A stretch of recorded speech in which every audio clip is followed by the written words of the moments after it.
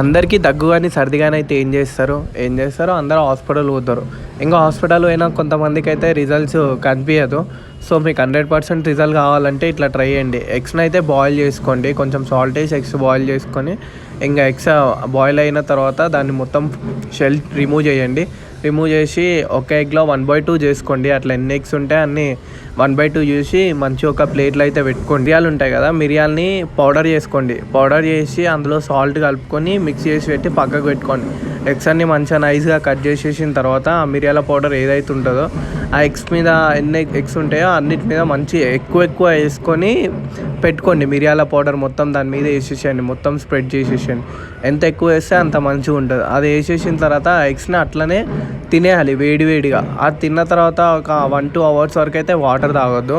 Water తాగితే దాని results కనిపించదు. ఇంకా వాటర్ తాగకుండానే ఉండాలి. అట్లా ఒక 2